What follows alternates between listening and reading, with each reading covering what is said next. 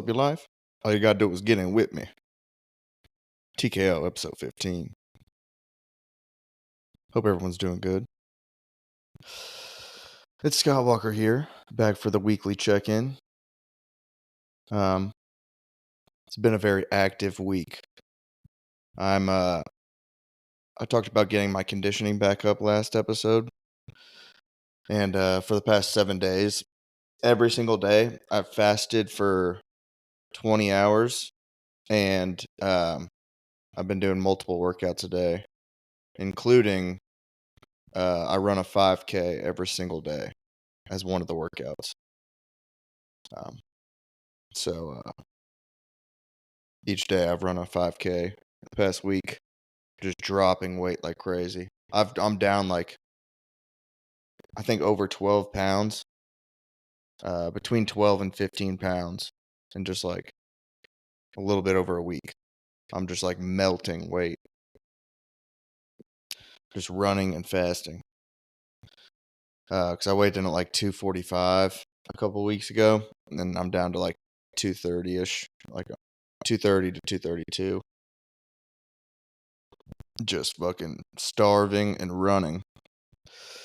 But what I've been doing is I've been doing just like off and on workouts throughout the day. So like I'll get home from work on my lunch break and shadow box and do some dead hangs and high planks and dead hangs and high planks and dead hangs. That's all we've been doing. That and shadow boxing, a lot of shadow boxing. I shadow boxed for like over half an hour. And then I ran for like 3.5 hours in total over the last week. So running's been like the main thing. Just moving my fucking body and burning calories. And operating at a calorie deficit in a strict eating window of 4 hours. So I stop eating around like noonish. And then I don't, between like noon and 1, and then I don't eat until like 8 or 9 in the morning, the next morning. And there's like 1 or 2 days where I was like kind of struggling, trying to sleep with like an empty stomach, but I think my body's just kind of adapted to it. I kind of want to get down in the 220s, and then I'm start hitting the weights. I did like a small weight circuit last Monday, but I'm not really trying to lift weights because when I lift weights, it makes me really hungry. And right now we're just trying to drop weight. So we're just it's heavy cardio, heavy movement based workouts. The main strength and conditioning I'm doing is just high planks and dead hangs. Just some like static holds for core and arms and grip strength and shit like that. So that's just what I've been up to the past week. I haven't had a drink in like 2 weeks. Feeling fucking great, honestly. Some of my friends are also doing Sober April, like 2 of my buddies, JD McKenna and John Fitzpatrick. So they're about 7 days sober, I guess. I'm at like 2 weeks. I started like a week early. I think I haven't had a drink since like March 24th, I think, or something like that. I feel fucking great. I did comedy this week. The past 2 times I've done comedy sober, I'm so much better at comedy when I'm sober. I don't know what it is. I'm just more in the pocket. I'm just sharp. This week I did a clean set also. Crushed. Probably the best set I've done at Irish Bread Pub, and I did completely clean. No cussing, not saying anything sexual. So it was like family friendly, straight ripping heaters. And I was like, dude, that's probably the best set I've done clean. And I was like, I'm in the pocket right now, dude. I think some of it is too is I'm not taking Zins. So I haven't had like nicotine in like 2 weeks. Because I only do Zen when I'm drinking. And I just don't want to be addicted to nicotine. So I think it's good that I'm taking some weeks off of that. But yeah, I'm just more in the pocket when I'm sober. I feel better. I feel healthier. I also like running after work because I do like my workouts on my lunch break, and then I'll come home and I'll maybe do a high plank or a couple dead hangs. I usually do dead hangs in sets of 1 minute, and then twice this week I did 2 3-minute high planks. Dude, when that last minute of a 3-minute high plank, I'm like fighting for my life, bro. High planks are tough.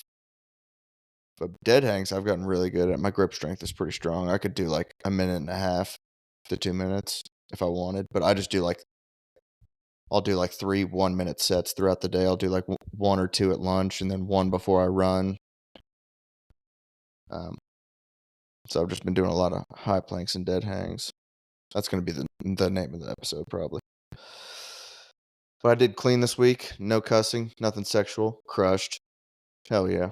It felt good. It's a good muscle to have, being able to do comedy clean. But yeah, just living the sober lifestyle. Oh yeah, I was gonna say I like running after work every day. Because I think running a 5K and then going and doing stand up, I'm so much more loose. I'm relaxed. Just going for like a 30-minute jog and then going and hitting a set is perfect. I think that's like that just needs to be a regular thing. Anytime I do stand up, I need to make time before to run a 5K because that's when I'm at my peak. I'm chill. I'm zen. Got that runner's high. Not really runner's high, but I just feel good because I just jogged. And then I go and I crush. Every time I go run and then I go do comedy, I feel like I'm the best version of my comedy self. Something about it, I don't know.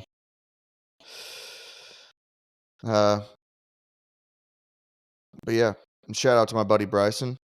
I think he's he posted a clip from Irish Bread Pub where he got into an altercation with a fan, or not a fan, an audience member, over a joke. So it was like a kind of like a heckler video, and I think it's like close to like 2 million views. He posted on TikTok, so shout out to him. Happy for my friend's success. Genuinely happy to see my friends getting success and acknowledgement. You know, it's hard. It's hard to get 1 million views on any social media platform. And I think out of all the scenes, out of all of our like small local scenes between Columbus, Birmingham, Montgomery, and Auburn, Opelika, out of all of those comedians, I think only 3 have broken 1 million, and all 3 of them live right here in Auburn, Opelika. It's James Etcherson, me, and Bryson. So that's pretty fucking good.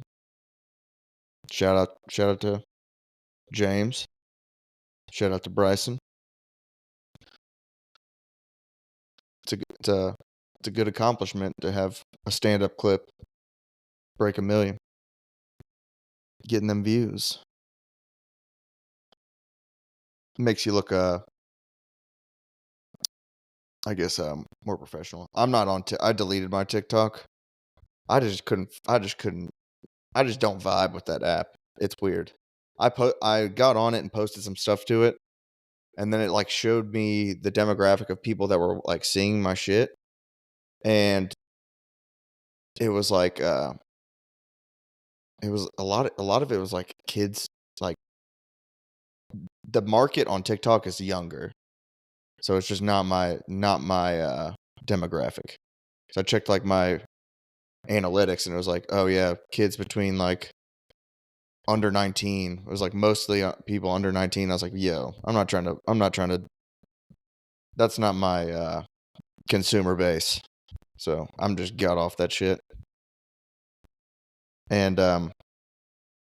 because on Instagram and on like anything I post on like even this podcast, it's like 80 to 90%, 25 to 35. That's my market, is like 25 to 35. And then it'll be like a little bit between like 21 and 24, I guess, would be like but it's like 80, 85%, like 25 to 35, I think. I think it's like between 85 or 90%. So that's my demographic, is people like, I'm in the middle of that demographic too. I'm 30. So that's who I'm kind of vibing with. But when I do stand up, if I'm doing stand up live, I perform to younger crowds a lot here in Auburn because it's a college crowd. Um, I also do like in Opelika, sometimes we have I actually enjoy older crowds too. Like I don't mind going up or down either way when it comes to stand up, because like I have jokes that younger crowds will find funny, and I have a lot of like historical old references that older people find funny. So I kind of like it when it's an older crowd, so I get to use my historical references. Those always hit harder with like older people. But some of the younger kids don't get them, so I can play to both. But 25 to 35, that's who I'm representing for as a 30-year-old comedian. I guess that's who my content that I post is targeted for. When it comes to stand up, I'll perform if you're 18 to fucking 65. I'll make you laugh, brother, when it comes to stand up. But if I don't want like kids that are like 18 or below seeing my stand up clips. I don't want to do stand up for them either. You have to be a fucking adult. This is an adult entertainment. I saw a really funny clip of this guy named, there's this longevity expert who's like a tech billionaire. His name's Brian Johnson, I think is his name. He's like a creepy dude, kind of a weirdo, but he's like obsessed with longevity. And I was like checking out his page, and probably one of the funniest intros to just like a not comical clip I've ever seen was I clicked on one of his posts, and it goes, "My ex-girlfriend is claiming that I dumped her because she got cancer. And now New York Times is running a hit piece on me." It's just really funny to be obsessed with longevity and trying to live as long as you possibly can. And then your girlfriend gets cancer and you're like, I don't think it's going to work out. You're like so turned off by death that like your girlfriend's no longer attractive to you. But she's extorting him. She's trying to get money out of him. He's a tech billionaire. Or he just got really turned off by cancer. I don't know. He's a longevity expert. It checks out. I just thought that was really comical. I'm into longevity as well. Trying to live long. Dude, when I turn 65 or whatever and I can get Social Security, bro, I'm pulling up at the fucking office. Social Security's a scam, dog. I'm pulling up at your motherfucking office, Social Security Administration. And I'm be like, where's my motherfucking money, bro? Where my money at? I'm gonna need that plus interest. Because I think Social Security is it's 6.2% of your wages. It's employer matched. So it's I think maybe it's half of that. Yeah. I guess half of that is the burden of the employee. but so it'd be 3.6. I don't know. I forget what the I know in total it's 6.2 for Social Security based on your wages. Um, but it's a scam. It's a scam. Give me that 6.2. Let me do my own retirement. I'm not trying to contribute to some Ponzi scheme for retirement. Give me my own 6.2 and I'll figure it out. Libertarian style, dude. I'm not trying to contribute to your communist retirement. Dude, bury me. I don't even want to get cremated or buried, dude. I want a Tibetan Sky funeral. If you don't know what that is. Maybe that should be the title of the episode. Tibetan Sky Funeral. It's where they take you out, they literally just drop your body in basically in like I think like this mountainous range or like in this hilly field, and vultures just like pick your body apart.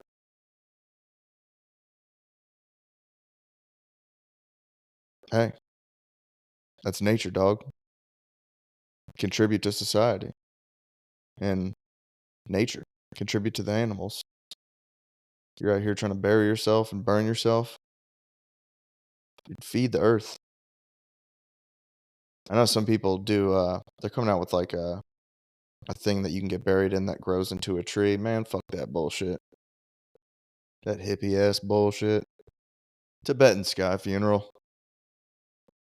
Let the vultures take me. My spirit will live in the sky.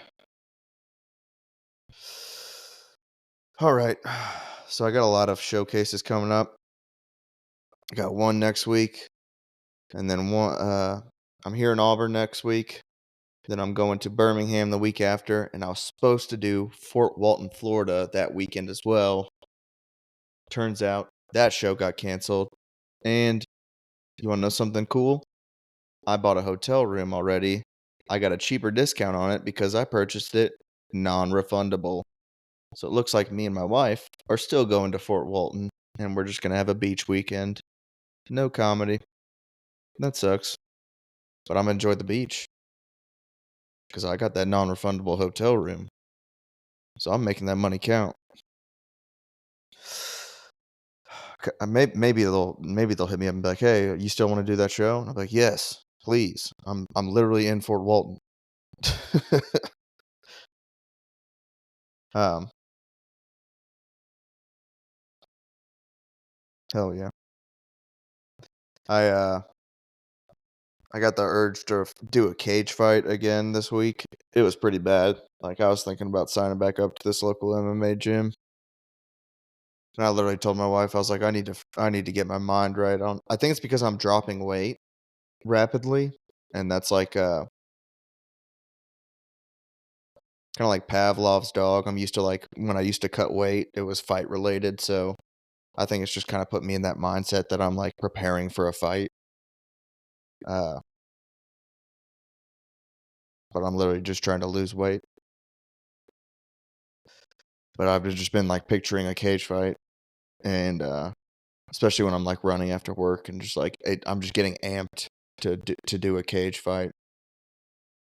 And I almost didn't go do comedy on Thursday, and I just went for a run. And I was like, you know what? I'll just go do it, and I'll just do clean. Fuck it. And I just did clean, crushed. Got to hang out with some buddies, talk to my buddies, and on the way home, and I was like, yeah, I don't need to be fighting. I need to be doing comedy.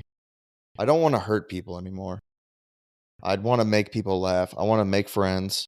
I want to bring good energy and be a light in the world. I want to be I want to make people laugh. I want to make people feel good. I want to make friends. Fighting is just like it's seclusive. It's you're just by yourself and you're training to hurt a stranger. And I've never all my fights, anyone I've ever fought or sparred, I had no malice towards them.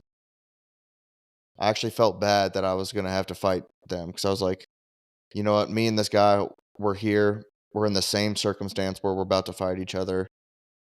We both are probably a lot alike because, I mean, if we weren't alike, we wouldn't be in this circumstance. We both are interested in fighting. We both wanted to train and fight.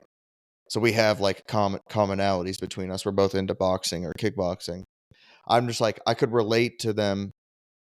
I just, there was nothing in me where I was like, I want to kill this guy.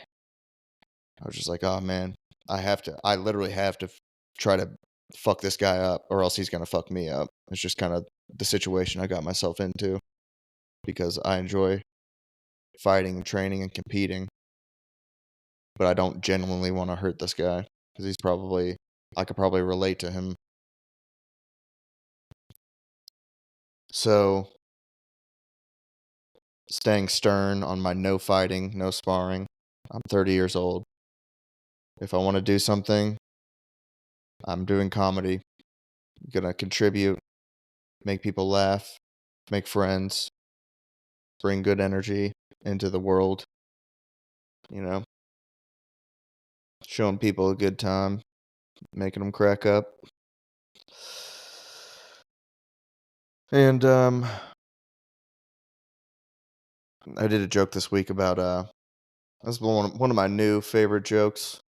Not my like favorite jokes, but just out of the new batch, it's one of my favorites.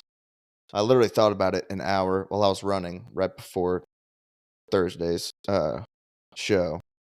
And I tried it out on Thursday and it crushed. I was like, hell yeah. But I was like, I don't get the $1 bill.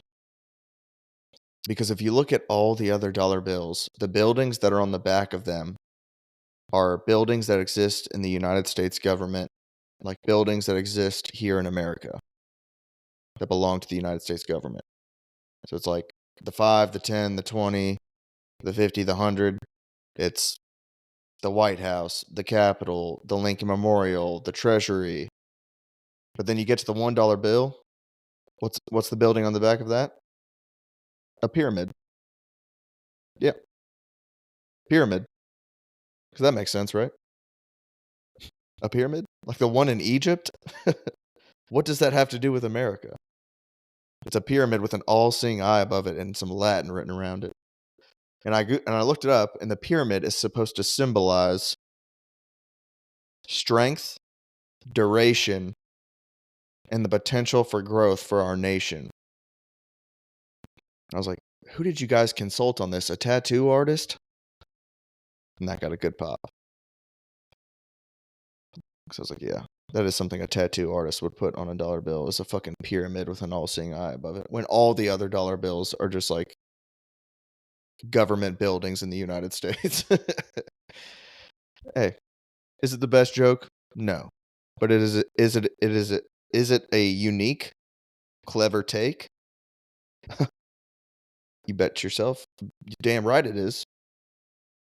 Damn right it is. I'm trying to come up with clever, unique jokes. Which someone's probably done a dollar bill. Someone's probably done a joke about the dollar bills, but it's not like it's not one of those topics you hear every single stand-up comedian talking about. Like I'm not doing Donald Trump jokes. Not doing Elon Musk jokes. What else? I mean, just whatever you hear every single person writing a joke about.